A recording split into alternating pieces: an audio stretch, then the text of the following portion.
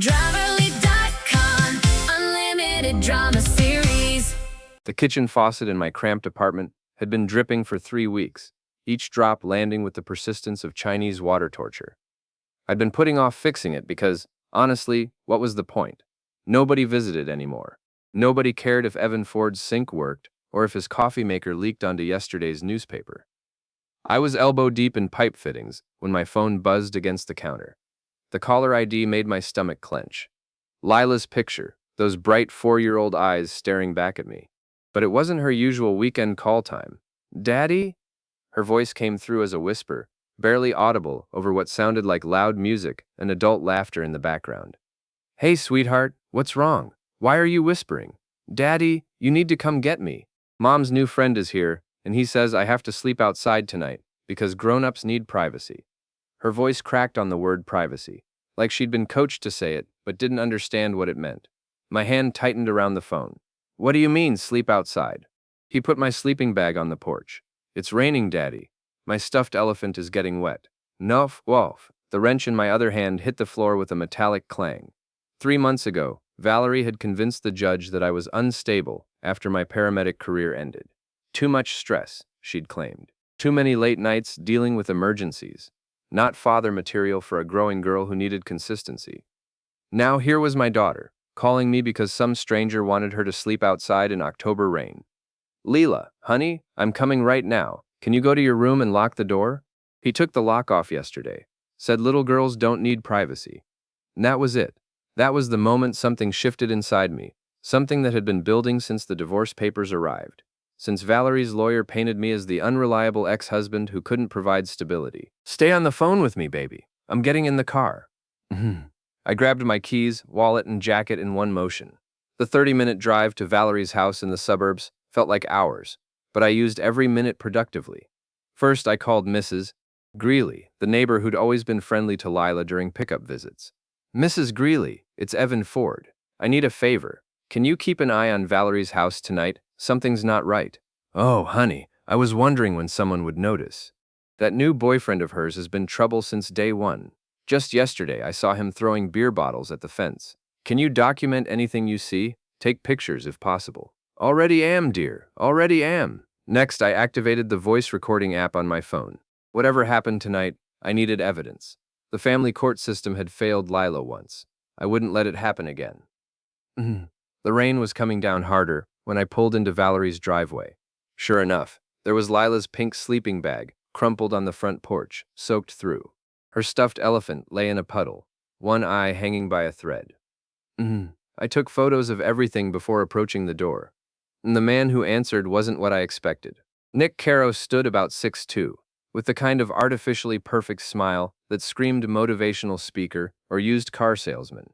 His shirt was unbuttoned, revealing a chest that spent too much time at the gym and not enough time earning honest money. "You must be the ex," he said, blocking the doorway. "You're early." "I'm exactly on time," I replied, pushing past him into the house. "Leela, Daddy's here." She appeared at the top of the stairs in pajamas that were too small for her, probably hand-me-downs from some cousin. The sight of her relief broke something inside my chest. "Evan, what the hell are you doing here?" Valerie emerged from the kitchen, wine glass in hand, makeup smeared. "It's not your weekend. It is now." I scooped Lila into my arms, noting the small bruise on her forearm that hadn't been there last week. "We're leaving." "Like hell you are." Nick stepped closer, trying to use his height advantage. "Val, call the cops. This guy's trespassing." I set Lila down gently and turned to face him, keeping my voice calm and my phone recording. "Nick, is it? Let me explain something. I used to be a paramedic. I've seen what happens to children who get left outside in October rain. Hypothermia sets in around hour 2. By hour 4, permanent damage. By hour 6, I shrugged. Well, let's just say that's not a conversation you want to have with Child Protective Services." His confident smirk faltered slightly. "You're being dramatic," Valerie said, but her voice lacked conviction. "It was just for one night. She would have been fine. Would you like to explain that to a judge? Because I've got photos of her sleeping bag soaked through, her stuffed animal in a puddle, and now I'm recording this conversation where you just admitted to planning to leave a 4-year-old outside overnight?" The room went quiet, except for the sound of rain against the windows. Daddy, Lila whispered, tugging at my jacket. Can we go home now? Yeah, sweetheart, we can go home. As I carried her toward the door, Nick made one last attempt at intimidation. This isn't over, old man. You have no idea who you're dealing with. I paused at the threshold, looking back at him with the same calm expression I used to wear when dealing with belligerent drunks in the ambulance. You're absolutely right, Nick. This isn't over. But here's the thing. You don't know who you're dealing with either, and that's going to be your problem. The next morning, I dropped Lila off at preschool and headed to Murphy's Diner, the kind of greasy spoon where courthouse clerks, cops, and local gossips gathered for coffee and information. I needed to learn everything I could about Nick Caro before Valerie's lawyer could spin this situation against me. Cassie Morrison sat in her usual corner booth, scrolling through her phone while nursing what was probably her third cup of coffee. As Valerie's best friend and fellow attorney, she knew all the secrets. More importantly, she was the type who couldn't keep those secrets when she'd been drinking. Mind if I sit? I asked, sliding into the booth before she could object. Evan. She looked uncomfortable, which was interesting. I heard about last night. Val's pretty upset.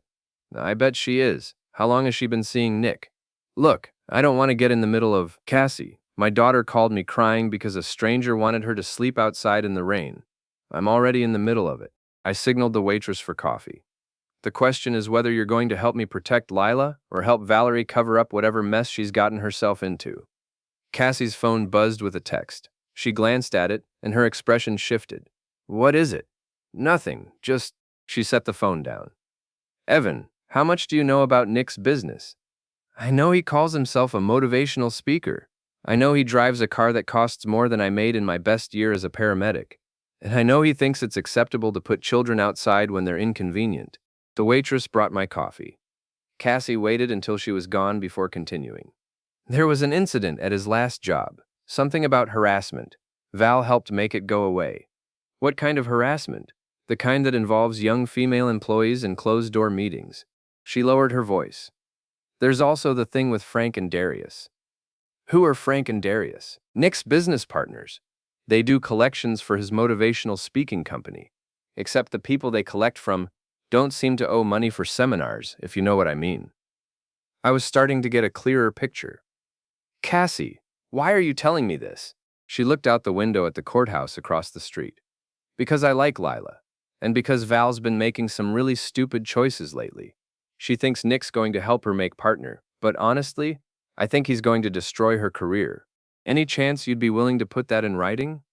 God, no. But she pulled out her phone and scrolled through her messages. I might be able to help in other ways. Val forwards me everything. She thinks it makes her look important. She showed me a screenshot of a text conversation between Valerie and Nick from the previous week. Nick. The kid needs to learn boundaries. Can't have her interrupting every time we want privacy. Valerie. She's only 4. Maybe we could get a babysitter? Nick. Or maybe she could learn to sleep somewhere else when I'm over. Build character. Valerie. I don't know. Nick. Val, if this is going to work between us, you need to choose, me or the kid, because I'm not playing second fiddle to some brat. I took photos of the screen with my own phone. When was this sent? Last Tuesday, right after Nick moved in. He moved in. Valerie didn't mention that to the court. There's a lot Val hasn't mentioned to the court. Like the fact that Nick's lease got terminated for noise complaints, or that he owes back taxes in 3 states. This was better than I'd hoped. Cassie, I need you to keep forwarding me these messages, not for revenge, for Leela's safety. She hesitated, then nodded. Just be careful, Evan. Nick's not the kind of guy who handles embarrassment well. After leaving the diner, I drove to the school to pick up Lila early. I'd called ahead and arranged a meeting with Miss Alvarez, the principal, under the guise of discussing Lila's recent behavior.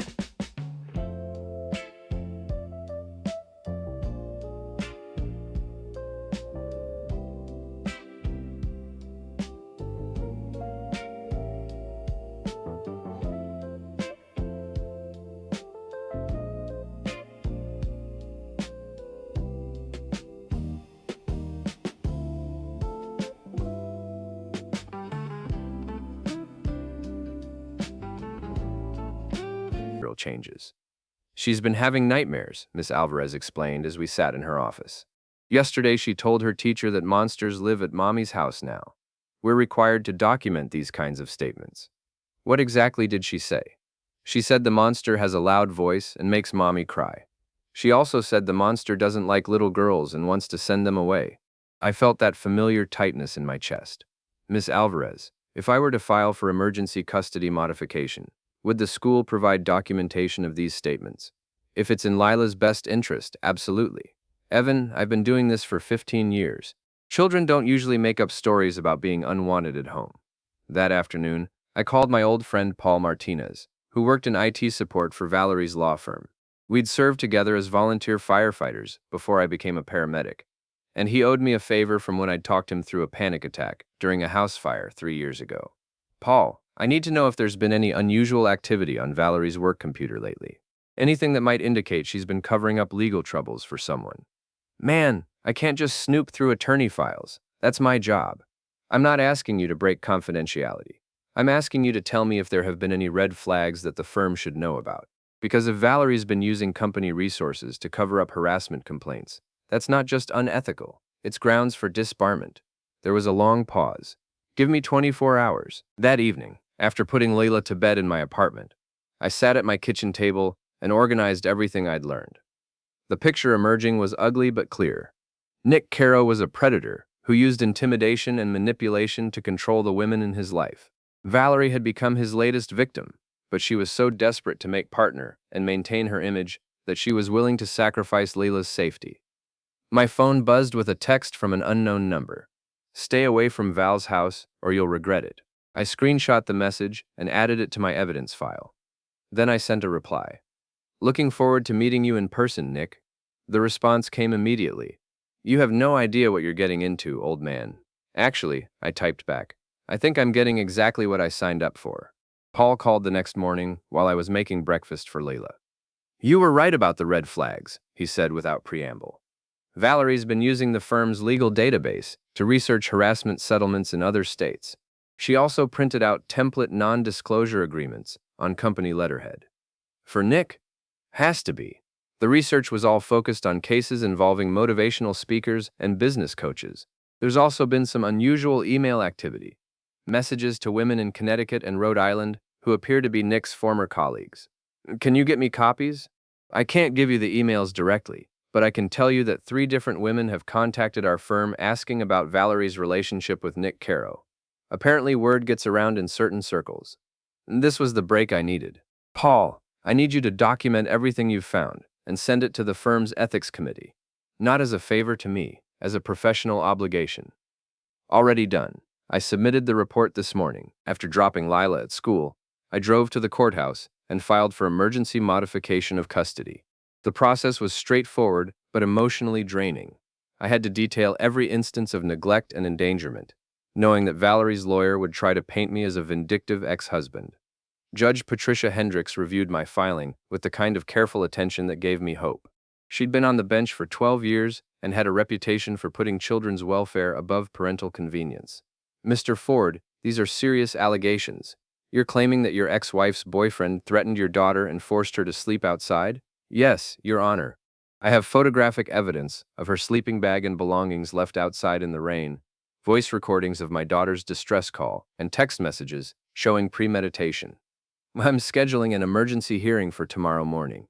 Both parties will be required to attend, along with any witnesses they wish to present. That afternoon, I received a call from Valerie's firm. It was Margaret Chen, the senior partner. Mr. Ford, I understand you've made some serious allegations about Miss Ford's conduct. I want you to know that we take these matters very seriously. I appreciate that, Miss Chen. My only concern is my daughter's safety. As of this morning, Miss Ford has been placed on administrative leave pending an internal investigation. If your allegations prove accurate, she will face disciplinary action up to and including termination. After hanging up, I felt a mixture of satisfaction and guilt. I'd never wanted to destroy Valerie's career, but she'd forced my hand when she chose Nick over Lila's well-being. My phone rang again. This time it was Valerie, and she was furious. You bastard! You got me suspended! I filed a custody motion to protect our daughter. If that resulted in your suspension, Maybe you should examine your own choices. My choices?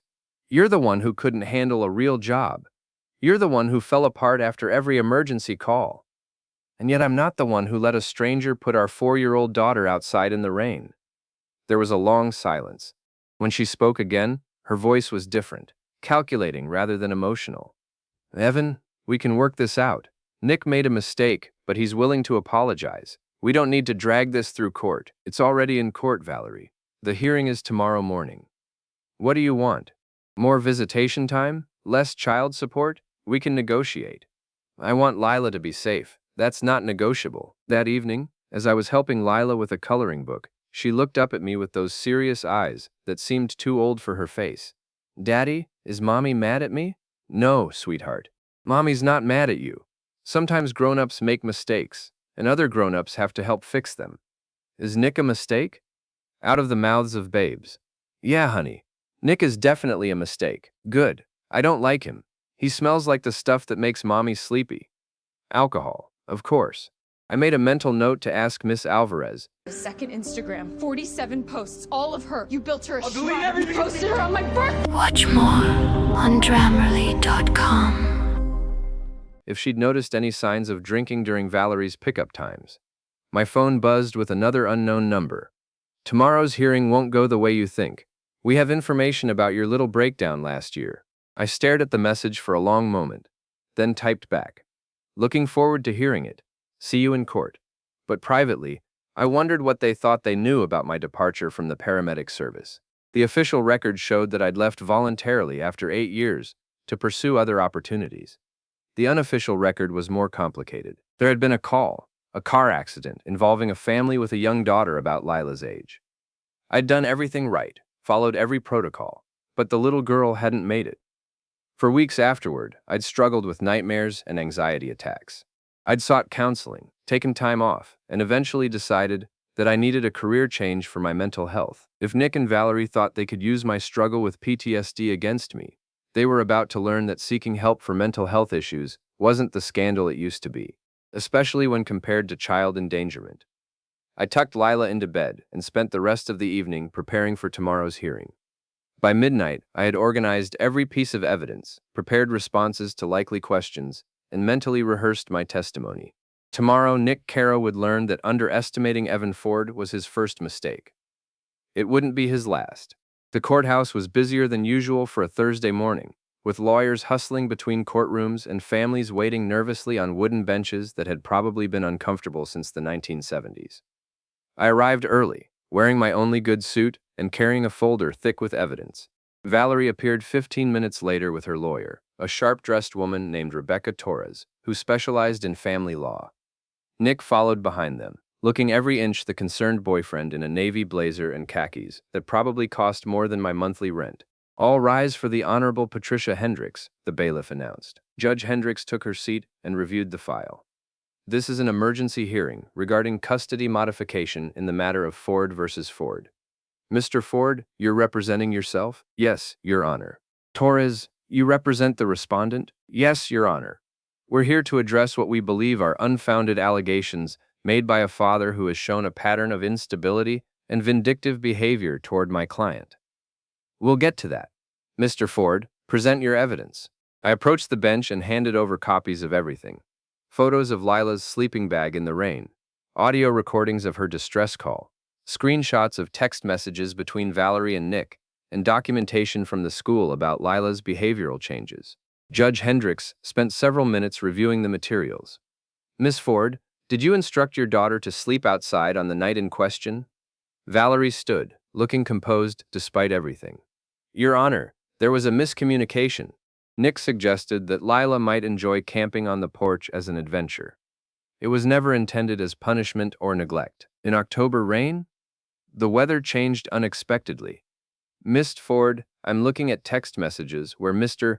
Caro explicitly states that your daughter needs to learn to sleep somewhere else when he visits. How do you explain that? Rebecca Torres stood. Your Honor, those messages were taken out of context. Mr. Caro was simply suggesting that Lila might benefit from more independence. By sleeping outside? By learning that she can't interrupt adult conversations whenever she wants attention? Judge Hendricks looked skeptical. Mr. Caro, you're not a party to this custody agreement, but since your actions are central to these allegations, I'm going to allow you to speak. Do you believe it's appropriate to require a 4-year-old to sleep outside? Nick stood with the kind of confidence that suggested he'd never faced real consequences for his actions. Your Honor, I work with families all across the country as a motivational speaker and life coach. Children today are often overprotected and lack the resilience that previous generations developed naturally. That's not what I asked. Do you believe it's appropriate to require a 4-year-old to sleep outside in October rain? I believe children need to learn boundaries and respect for adult authority. That's still not an answer to my question. Nick's composure slipped slightly. The situation was temporary and meant to be educational. Educational. Judge Hendricks made a note. Mr. Ford, I'd like to hear the audio recording you mentioned. I played Lila's call on my phone, the courtroom speakers amplifying her whispered voice. Daddy, you need to come get me. Mom's new friend is here, and he says I have to sleep outside tonight because grown-ups need privacy. The silence that followed was deafening. Miss Ford, your daughter clearly understood this as punishment, not education. She was frightened enough to call her father for help. Your Honor, Rebecca Torres interjected. Mr. Ford has a history of mental health issues that may have influenced his interpretation of this situation. We have documentation showing that he left his previous employment due to psychological instability. Here it was, the attack I'd been expecting. Your Honor, I said, I voluntarily left my career as a paramedic after 8 years of service because I recognized that I was experiencing symptoms of PTSD following a traumatic call. I sought professional help, completed therapy, and made a responsible career change to protect both my mental health and my ability to serve the public. Mr. Ford, do you have documentation of your treatment? Yes, Your Honor. I handed over a letter from my therapist confirming that I'd successfully completed treatment and posed no risk to myself or others. Judge Hendricks reviewed the letter. Ms. Torres, seeking mental health treatment is not evidence of instability. It's evidence of responsibility. Do you have any documentation showing that Mr. Ford has ever endangered his daughter or behaved inappropriately during his parenting time? No, Your Honor, but... Then let's focus on the evidence before us. She turned back to me.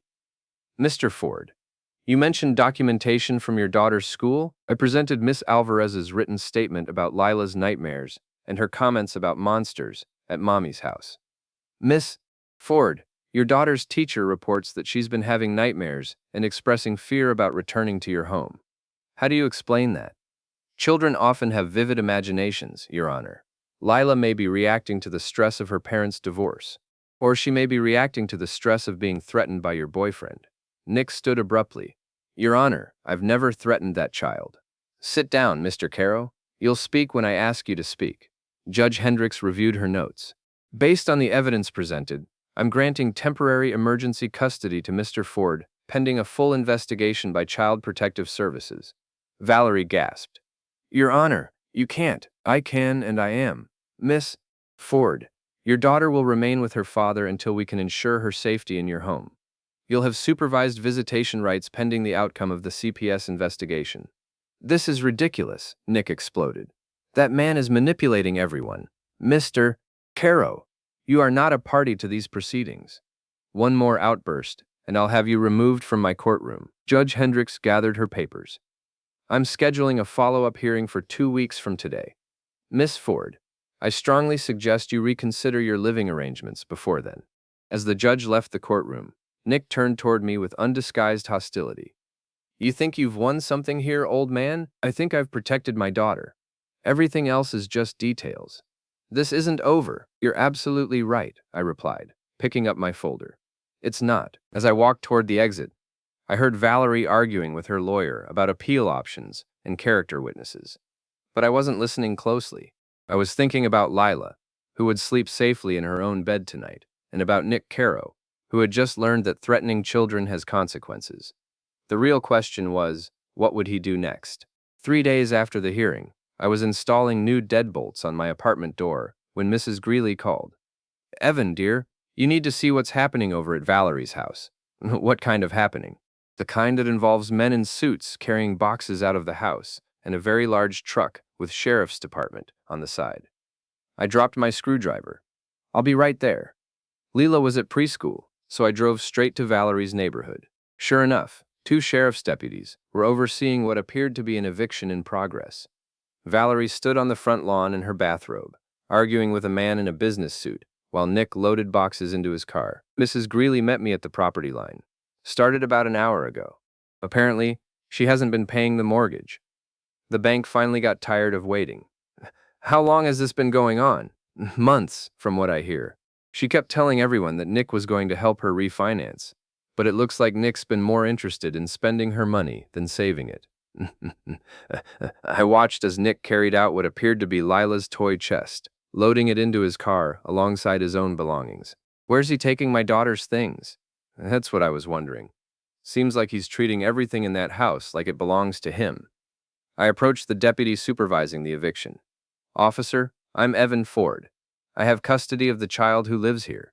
Some of her belongings are being removed by someone who has no legal right to them. The deputy, a middle-aged man with the patient expression of someone who'd overseen too many domestic disputes, looked at my custody papers. Sir, you'll need to identify the specific items that belong to your daughter. I pointed to Nick, who was now loading Leela's bicycle into his trunk. That bike, the toy chest, and probably half the boxes he's already put in his car. Mr. Caro, the deputy called out. These gentlemen would like to speak with you about some of the items you're removing. Nick approached with the swagger of a man who'd never been held accountable for anything. Officer, I've been living in this house. These are my possessions, including the child's bicycle. Valerie bought that bike. We're in a relationship. Her property is essentially our property. I pulled out my phone and showed the deputy photos of Leela riding the bike during my custody weekends 6 months ago, long before Nick entered the picture. Mr. Caro, you need to return any items that belong to the child. This is harassment, Nick protested, but he was already unloading the bike. As he removed boxes from his car, I recognized more of Leela's belongings, her art supplies, favorite books, and the stuffed animals she'd been asking about. Daddy, I turned to see Leela running across the lawn. I'd forgotten that preschool ended early on Fridays. Miss Alvarez called me, Mrs. Greeley explained, slightly out of breath. She was worried when no one showed up for pickup. Leela stopped short when she saw Nick. Why does the mean man have my toys? He was just helping Mommy move them, I said carefully. But now they're going to come home with us. Nick's face darkened. You've poisoned that kid against me. I didn't have to. You did that yourself when you put her outside in the rain. Daddy, Leela tugged at my jacket. Where will Mommy live now? It was a good question. Valerie was still arguing with the bank representative, but it was clear she had no immediate solutions. Mommy will figure something out, sweetheart. Right now, let's get your things.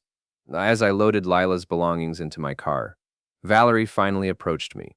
She looked exhausted, defeated in a way I'd never seen during our marriage. Evan, I need to ask you something. What?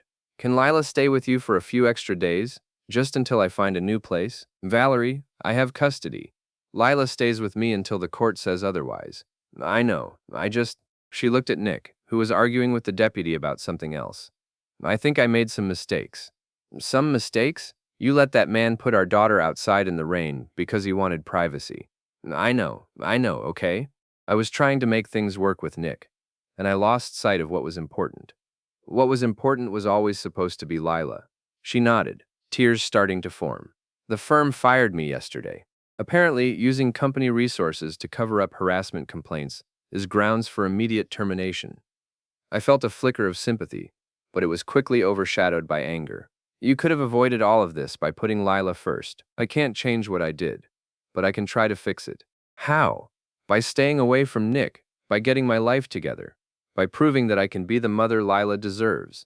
I looked at our daughter, who was carefully arranging her stuffed animals in the back seat of my car, completely absorbed in making sure everyone was comfortable. Valerie, I never wanted to take Lila away from you permanently. I wanted to protect her from him. I nodded toward Nick. I know, and you were right. So what happens now? Now I figure out how to rebuild my life without making the same mistakes. As we talked, Nick finished his argument with the deputy and stalked over to us. Val, we need to go. I found us a place to stay tonight. Actually, Nick, I think I need some time to figure things out on my own. His expression shifted from confidence to confusion to anger in rapid succession. After everything I've done for you? After I helped you with all those legal problems? You mean after you created legal problems that got me fired? Those women in Connecticut were lying. You know that. I don't know that. I don't know anything about you except that you're willing to put a 4-year-old outside when she's inconvenient. Nick looked around the group. Me, Valerie, Mrs. Greeley, the deputies, and little Lila, and seemed to realize that his audience was entirely unsympathetic. Fine, but don't come crying to me when you realize what you've given up. He got in his car and drove away, boxes of his belongings rattling in the back seat. The deputy approached us. Ma'am, you have until 5 o'clock to remove any remaining personal items. After that, the house will be secured by the bank. Valerie nodded. Evan, would you help me get the rest of Lila's things? I want to make sure she has everything she needs. We spent the next hour going through the house, packing up clothes, toys, and mementos that would help Lila feel secure during the transition. It was strange working together peacefully for the first time since the divorce proceedings began. Daddy, Lila said as we loaded the last box. Is Mommy going to be okay? I looked at Valerie, who was sitting on the front steps looking lost and overwhelmed. Yes, sweetheart. Mommy's going to be okay. Sometimes grown-ups have to learn hard lessons, but that doesn't mean they stop being your mommy. And the mean man won't come back? No, honey. The mean man won't come back. As we drove home, Lila fell asleep in the back seat, surrounded by her rescued belongings. In the rearview mirror, I could see Valerie still sitting on those front steps, probably wondering how her life had gotten so far off track. I felt a complex mixture of emotions. Satisfaction that Lila was safe, sympathy for Valerie's situation, and a grim certainty that Nick Caro wasn't the type to disappear quietly. But for now, my daughter was safe, and that was all that mattered. The rest, as I'd told Nick, was just details. An idol of Naumdemtibzation.